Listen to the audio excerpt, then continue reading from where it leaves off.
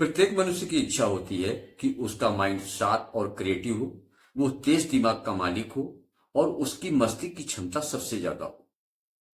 अब यहां पर ध्यान देने वाली बात यह है कि जितनी कुदरती तौर पर मस्तिष्क की क्षमता हमें प्राप्त हुई है, अगर उससे हम ज्यादा चाहते हैं तो वो कौन सी एक्सरसाइज है, वो कौन सा तरीका है कि हम अपने मस्तिष्क को सबसे उच्च क्वालिटी में मस्तिष्क की क्षमता प्राप्त कर सकें, अपने मस्तिष्क को क्रिएटिव और शार्प बना सकें। तो मैं राघवेंद्र पांडे आप सभी का आज के इस कार्यक्रम में स्वागत करता हूं और आप सभी से विनम्र निवेदन है कि अगर पहली बार इस चैनल पर आए हैं तो चैनल को सब्सक्राइब जरूर कर लें ताकि आगे आने वाली सभी ज्ञानवर्धक वीडियो आपको सबसे पहले मिले। इसके अतिरिक्त इस वीडियो को लाइक करें और शेयर भी करें अपने मित्रों में। और हाँ, इस वीडियो को बगैर स्किप और फॉरवर्ड किए पूरा देखें। पहले के लोग बहुत ही क्रिएटिव और शार्प माइंड होते थे। उनके द्वारा किया गया खोज, निर्माण और आविष्कार आज भी आधुनिक विज्ञान अचंभित होकर देखता है। यही नहीं, आजकल भी वैज्ञानिक अपने इसी क्रिएटिव माइंड के द्वारा ऐसे ऐसे आविष्कार कर रहे हैं, वो क्षेत्र कोई भी हो, चाहे वो यातायात का क्षेत्र हो या युद्ध का क्षेत्र हो या कोई मशीनरी का निर्माण हो, ये सब केवल और केवल क्रिएटिव शार्प माइंड के बल पर ही संभव है। इसके अलावा इसका कोई दूसरा रास्ता नहीं है। और जो इस क्षेत्र में आगे है वो अपने आप को इस जीवन में सबसे ज्यादा सफल बनाने में पूरी तरीके से सक्षम है। आजकल स्टार्टअप का बड़ा प्रचलन है। आप कोई भी नई आइडिया रखिए सरकार के सामने और वो इसमें आपका भरपूर सहयोग देगी। उसको क्रियान्वयन में, उसको स्थापित करने में। और ये स्टार्टअप की आइडिया जो सबसे उच्च कोटि की है, हाई क्वालिटी की, वो केवल और केवल क्रिएटिव और शार्प माइंड की वजह से है। अगर जो इसका मालिक है, शार्प माइंड का मालिक है, वो अच्छी से अच्छी आइडिया लाता है और अपने क्षेत्र में सफल भी होता है। अब सवाल इस बात का है कि हम आखिर क्रिएटिव और शार्प माइंड पाए कैसे? वो कौन सी प्रक्रिया है, वो कौन सी पद्धति है जिससे हम अपनाकर अपने जीवन को ऊर्ध्वमुखी बनाने के लिए अपने मस्तिष्क की क्षमता को बढ़ा सकें और क्रिएटिव और शार्प माइंड प्राप्त कर सकें। तो क्रिएटिव और शार्प माइंड प्राप्त करने का सबसे आसान तरीका है परिकल्पना शक्ति। यहाँ पर ध्यान देना चाहिए कि कल्पना और परिकल्पना में बहुत बड़ा अंतर है। हालांकि दो शब्द का अंतर है, लेकिन ये अंतर जमीन आसमान का है।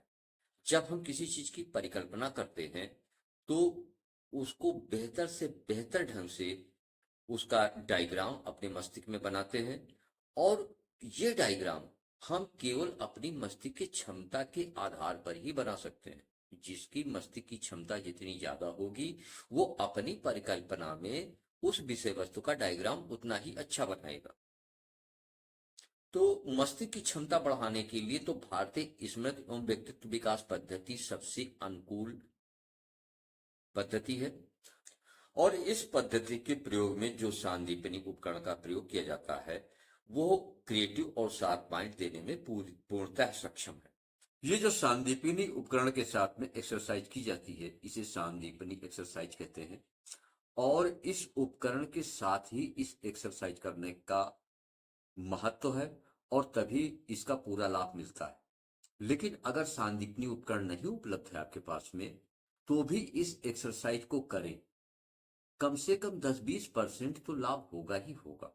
और जब कभी मौका मिले भारतीय स्मृति एवं व्यक्तित्व विकास कोर्स करने का या सांदीपनी उपकरण प्राप्त करने का, आप इसे प्राप्त कर लीजिए। वैसे कोशिश कर रहे हैं कि बहुत जल्दी ही ये कोर्स शुरू कर दिया जाए। ये आप समझते हैं कि आखिर सांदीपनी एक्सरसाइज कैसे की जाती है। अगर उपकरण नहीं भी है तो भी एक्सरसाइज की वही प्रक्रिया है। प्रातः नित्य क्रिया से निवृत्त होकर आप जैसे बिस्तर पे लेटते हैं, सीधे लेट जाइए और जितना आराम से अंदर श्वास भर सके अपने उतना श्वास भरिए। हल्का सा पेट को फूलना चाहिए, लेकिन ज्यादा जोर जबरदस्ती नहीं करना है। और उसके बाद में अपने उन भरी हुई श्वास को ओंठों को गोल करके, जैसे सीटी बजाते समय ओंठों को गोल करते हैं, इस तरीके से गोल करके धीरे धीरे उन श्वास को बाहर निकाल दें। यह प्रक्रिया 2 बार, 4 बार, 6 बार, 8 बार, 10 बार, जितनी बार आप आसानी से कर सकें प्रतिदिन आप करें। इसमें किसी प्रकार की कोई जल्दबाजी करने की जरूरत नहीं है।